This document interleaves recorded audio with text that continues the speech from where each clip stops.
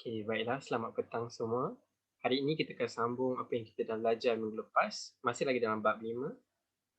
Okey, 5.4 langkah pembentukan Malaysia. Untuk bab ni kita akan lihatlah macam mana Malaysia ni, dia step by step terbentuknya Malaysia. Yang kita ketahui adalah Persekutuan Tanah Melayu, ada Sabah, Sarawak, Singapura dan juga Brunei. Yang tu yang asasnya lah. Jadi kita lihat satu persatu. Okey, ini adalah pembentukan Malaysia. Pembentukan Malaysia dibentangkan di Dewan Rakyat pada 16 Oktober 1991 dan mendapat sokongan majoriti ahli dewan. Sokongan ini membolehkan Kerajaan Persekutuan Tanah Melayu (PTM) telah menggerakkan usaha membentuk Malaysia. Pelbagai cara dilakukan untuk merealisasikan pembentukan Malaysia, antaranya termasuklah mengadakan lawatan ke negeri yang terlibat. Negeri mana? Negeri Sabah, Sarawak, Singapura. Ada juga penubuhan jawatan kuasa Setia Kawal Malaysia (JSKM). JSKM, referendum Singapura. Referendum ni merujuk pada rundingan. Kemudian rundingan London, Suruhanjaya Commonwealth dan juga jawatan kuasa antara kerajaan JAK. This is top secret ya, fail kerajaan ni untuk nak bentuk Malaysia bagi British dianggap benda ni macam secret lah, confidential. So tak boleh senang-senang je nak diwar-warkan kepada dunia macam mana Malaysia terbentuk. So perlu dirahsiakan. Siri lawatan. Okey, inilah rentetan macam mana siri lawatan tu berlaku untuk pembentukan Malaysia lah juga. Okey, siri lawatan yang pertama, kita lihat sini, Julai 1961. Tunku Abdul Rahman Putra Al-Hash mengadakan lawatan ke Sarawak dan Brunei. Lawatan ini meninjau dan bertemu dengan pemimpin tempatan bagi menerangkan rancangan pembentukan Malaysia. So dia nak cakap lah, contohnya Tunku Abdul Rahman, dia akan pergi ke Sarawak dan Brunei untuk bagi tahulah kita nak bentuk Malaysia ni, nak merdeka. So kalau kamu join, kita boleh merdeka sama-sama. Macam itulah, senang saja. Kerajaan Persekutuan Tanah Melayu mengatur lawatan pemimpin Sarawak dan Sabah ke Persekutuan Tanah Melayu. Yang first, yang Semenanjung pergi ke Sabah Sarawak, kemudian Sabah Sarawak pula pergi ke Semenanjung. Pada bulan Ogos 1962, Datu Bandar Abang Haji Mustafa, Temenggung juga anak Barian, Donald Stephens dan juga Datu Mustafa Datu Harun. Ini glamour Datu Mustafa Datu Harun ni. Last week ada sebut nama dia. Mengadakan lawatan untuk meninjau kemajuan di Persekutuan Tanah Melayu. November 1962, lawatan Tunku Abdul Rahman Putra Al-Hash ke Sarawak dan Sabah. Kemudian lawatan rombongan Dr. Burhanuddin Al-Helmi dan Ghaffar Babar ke Sarawak dan Sabah.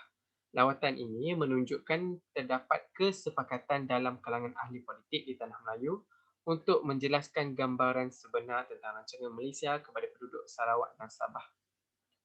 So nampaklah macam mana lawatan tu dia macam give and take lah. Sekejap Semenanjung pergi kat Sabah Sarawak, kemudian Sabah Sarawak pergi ke Semenanjung.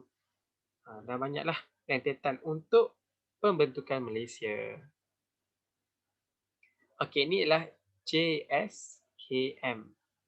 Jawatan Kuasa Setia Kawal Malaysia. Seperti yang Vinesh bagi tahulah yang minggu lepas tu. Cikgu, JSKM tu apa? Saya pun cakap yang JSKM ni dia lebih kepada mengajaklah, marilah join Malaysia, marilah. Tak payahlah tentang support sahaja. So, dia efektif lah, dia berjaya untuk mengajak warga Sabah dan Sarawak untuk menyertai Malaysia. Okay, lihat ya kat sini. Tujuan penubuhan JSKM ni apa? Ini yang penting. Semuanya berkait dengan pembentukan Malaysia. Pembentukan Malaysia, pembentukan Malaysia, pembentukan Malaysia, Malaysia, pembentukan Malaysia. Semuanya berkait dengan Malaysia. Tapi apa tujuan JSKM? Meyakinkan penduduk. Satu, yakin. Dia meyakinkan penduduk bahawa kalau join Malaysia ni banyak sangat kemudahan yang kita akan dapat. Yang kedua, bincang. So nak masuk tanah Melayu ni, nak masuk Malaysia ni, dia bincanglah apa yang kamu nak, tanah, hak apa. So dia macam teranglah kat situ. Kemudian pandangan. Dia nak juga pandangan. Bila once kamu dah join persekutuan ni, dah join Malaysia, apa yang kamu akan dapat? So dia minta pandangan. Kemudian maklumat dan juga aktiviti. Inilah untuk JSKM. Senang sahaja. JSKM ni dia lebih kepada mengajak warga Sabah dan Sarawak untuk turut serta dalam penubuhan dan juga pembentukan Malaysia. Tu je. Yakin, bincang, pandangan. YBP. Kemudian referendum Singapura. Okey, apa itu referendum? Referendum tu R, rujuk kepada rundingan. Okey, rundingan Singapura. Menghasilkan persetujuan penyertaan Singapura ke dalam Malaysia. Sebab tu wujudnya referendum Singapura. Dia nak masuk Malaysia. Satu referendum diadakan di Singapura pada awal bulan September 1962 menyatakan bentuk pilihan Singapura menyertai Malaysia.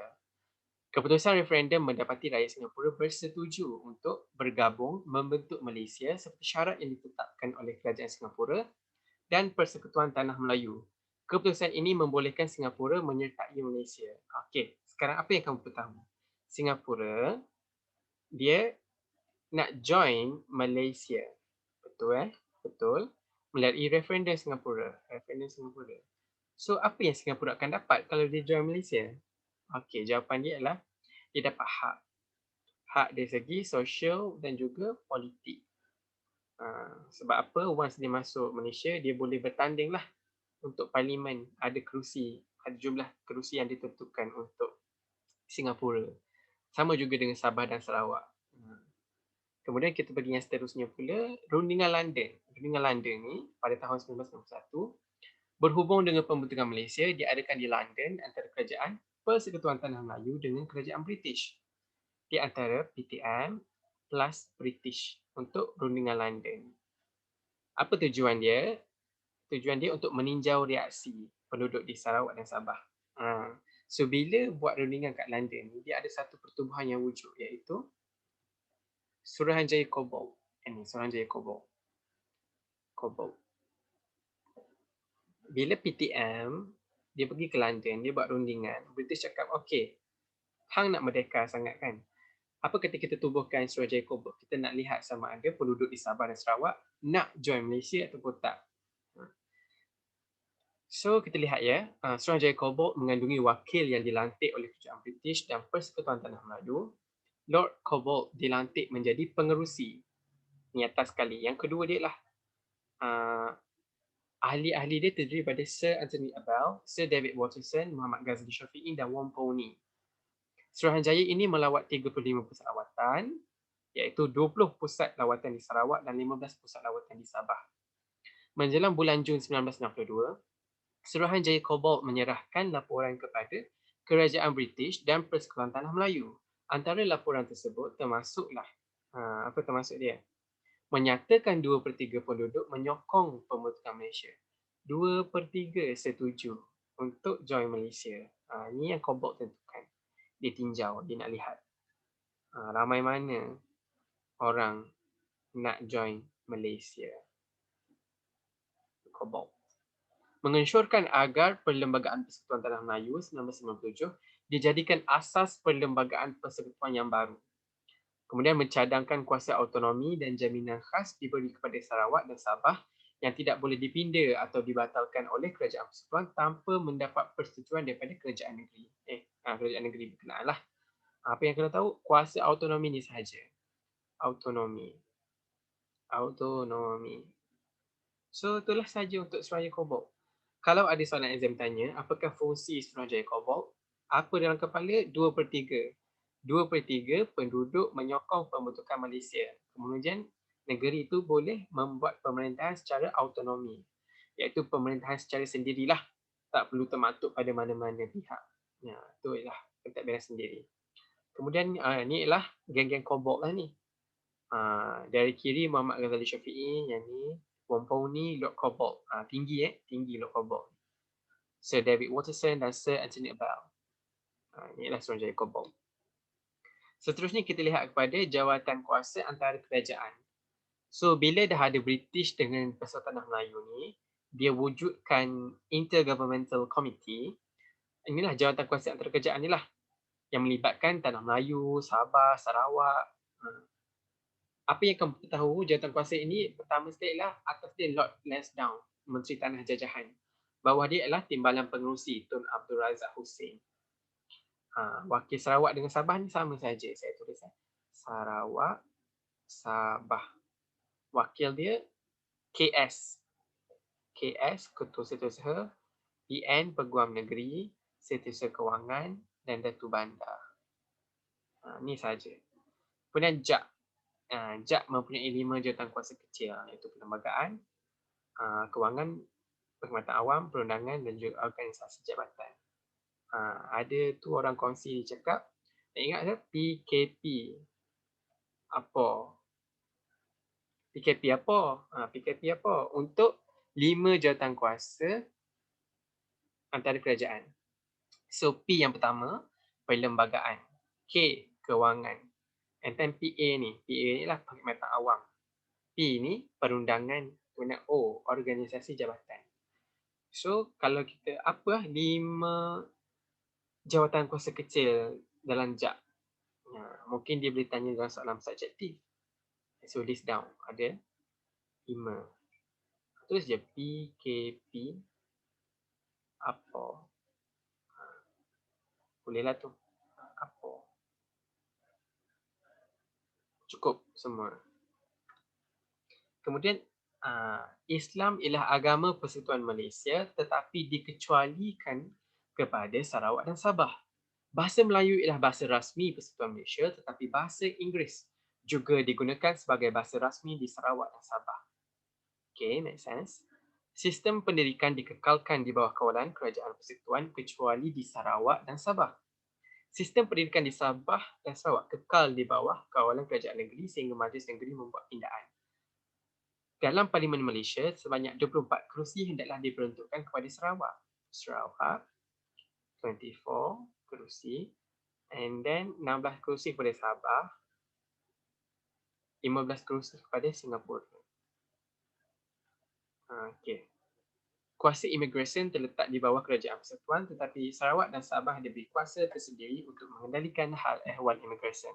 Sebab apa? Sebab untuk Persekutuan Tanah Melayu iaitu di Semenanjung, ini Sabah Sarawak, kat Semenanjung semuanya dah ada sistem. Tapi Sabah dengan Sarawak dia baru nak join Tanah Melayu, dia baru nak join. Sebab itulah untuk sistem pendidikan dia makan masa sikit.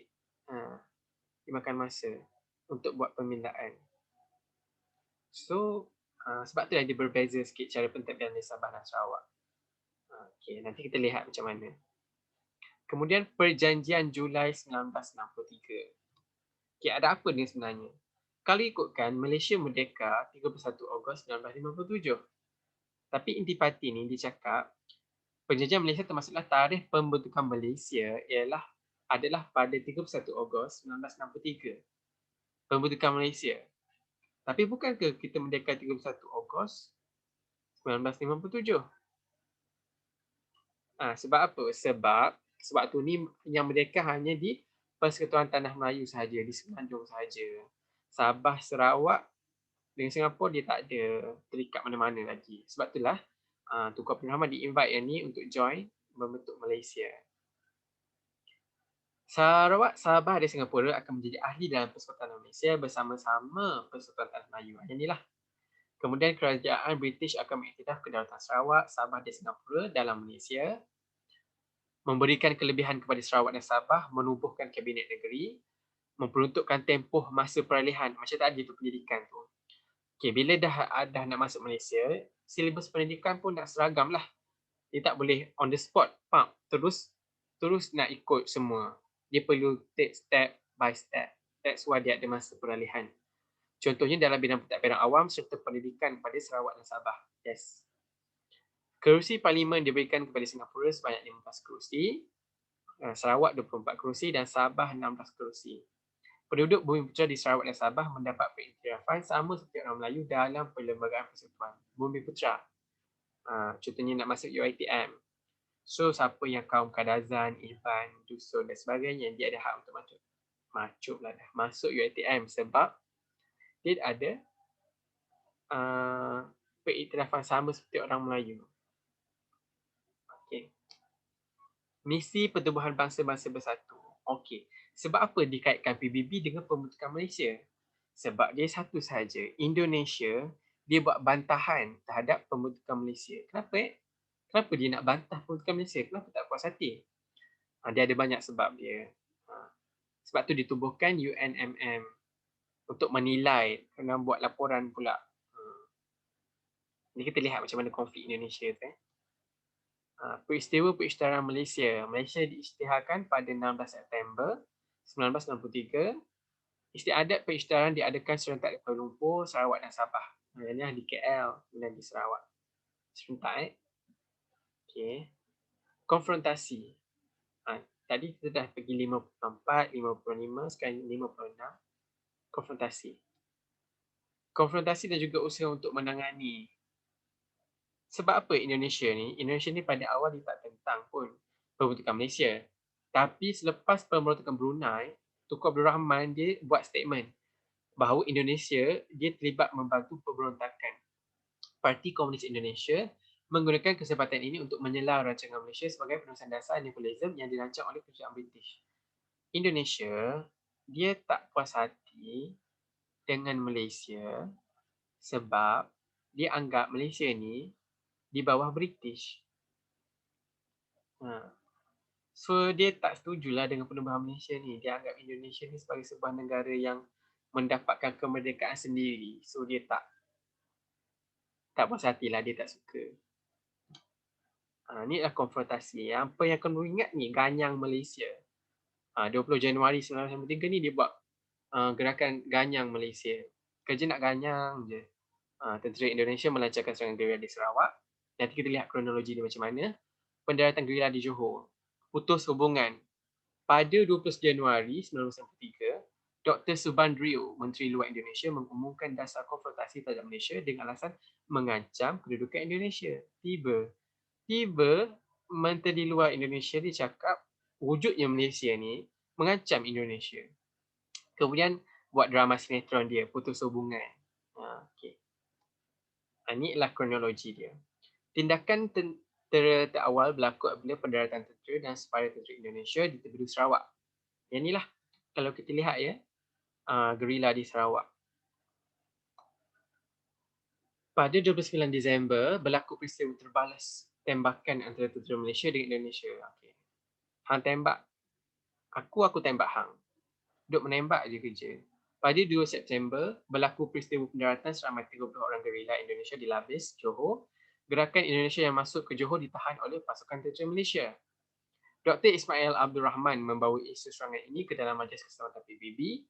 Kaedah provokasi ini tidak mengubah pendirian Malaysia untuk bertindak selain cara diplomatik. Nampak tak? Ini adalah kronologi dia. Step by step. Macam mana berlaku konfrontasi itu. Yang pertama, usaha awal untuk tamat ke konfrontasi itu, sewaktu PBB itulah. Dia buat apa? Dia buat berunding antara Indonesia dan juga Persekutuan Tanah Melayu untuk berbaik. Berbaik ke tak? Taklah, sebab itulah merentet sampai beberapa tahun ni, 3 tahun. Presiden Macam Pagal menganjurkan rundingan peringkat pegawai Manila diwakili oleh Muhammad Ghazali Syafiee. Ni, Macam Pagal ni mewakili Filipina. Sebab apa? Filipina pun dia ada unsur tak puas hati dengan masyarakat di Tanah Melayu. Sebab Tanah Melayu ni, you know lah, yang dirinya adalah dia berebut tanah Lahad Datu di Sabah. Tunku Abdul Rahman Putera Al-Haj menerima undangan Presiden Soekarno untuk bertemu di Tokyo pada 1963. Dalam pertemuan ini, Tunku Abdul Rahman Putera Al-Haj menerangkan tujuan pembentukan Malaysia. Macam mana? Apa tujuan pembentukan Malaysia ni sebenarnya? Kita lihat. Kemudian yang keempat, Tun Abdul Razak Hussein menghadiri mesyuarat peringkat Menteri Luar di Manila pada 7 hingga 11 Jun 1963. Bagi mencari penyelesaian konfrontasi, Dr. Subandrio, Menteri Luar Indonesia hadir bagi pihak negaranya. Kemudian Tunku Abdul Rahman menghadiri mesyuarat bersama-sama dengan Soekarno dan juga Macam Pagal. Indonesia dan juga Filipina bersama dengan Malaysia nak buat mesyuarat. Macam mana? Setelah penilaian dibuat terhadap PBB Sarawak dan Sabah. Rundingan Malaysia, Indonesia, Filipina berlangsung pada tahun 1964. Tahun ni. Kemudian dia mengajukan pertemuan dengan Menteri Luar Indonesia. Tapi adakah konfrontasi itu tamat? Tak. Pilihan kepimpinan di Indonesia pada 30 September 1965 menamatkan konfrontasi. Jeneral Soeharto melantik Jeneral Ali Murtapo dan Adam Malik untuk berunding menamatkan konfrontasi. Sebab apa? Sewaktu Soekarno Dia yang lancar konfrontasi berdasarkan Menteri Luar Indonesia iaitu Subandrio. Subandrio. Kemudian bila Suharto takbir Indonesia, dia dah setuju untuk tamatkan konfrontasi, dah tak nak lagi bersengketa. Kemudian Kerajaan Indonesia mengumumkan penamatan konfrontasi pada 4 Ogos 1966. Tun Abdul Razak Hussein menandatangani perjanjian persetujuan normalisasi hubungan Indonesia-Malaysia di Jakarta pada 11 Ogos 1966. Okay. Ni. A picture is worth 1,000 words. Sebab apa? Sebab apa terjadinya ganyang Malaysia ni? Sebab apa sebenarnya? Sebab keinginan Malaysia untuk gabung Brunei, Sabah dan Sarawak ke dalam Malaysia punya federation. Sebab apa Filipina tak setuju? Sebab wilayah Sabah, Lahad Datu tu secara sejarahnya dianggap sebagai sebahagian daripada Filipina, iaitu Kesultanan Sulu. Macam Indonesia pula, dia inginkan tanah di Sabah dan Sarawak sebab dia bergabung dengan Kalimantan. Yang inilah mewujudkan ganyang Malaysia. Tapi tak boleh nak cakap salah juga sebab pada asasnya Indonesia merdeka awal tanpa mengambil kira tanah-tanah di sekelilingnya. Jadi Malaysia cuma, yelah Malaysia pun nak merdeka, so sebab tu kita ambil langkah untuk dapatkan tanah Sabah dan Sarawak untuk sama-sama merdeka, tidak ditinggalkan di belakang seperti mana Indonesia meninggalkan kita dalam erti kemerdekaan. Kemudian bila kita nak merdeka, bila Persekutuan Tanah Melayu nak bergabung dengan Singapura, nak bergabung dengan Sabah dan Sarawak dan sebagainya, dinafikan hak untuk membentuk kerajaan Malaysia oleh negara jiran sendiri, iaitu negara Indonesia. Mungkin ada isu-isu yang contoh tak puas hati, kepentingan politik, inginkan tanah dan sebagainya. Tapi apa yang kita perlu tahu dalam konteks sejarah adalah Malaysia tidak salah. Malaysia hanya membuat perkara yang terbaik untuk rakyat tempatan. Okey, ada soalan? Tak ada soalan. Okey, sekian saja daripada saya. Assalamualaikum dan terima kasih.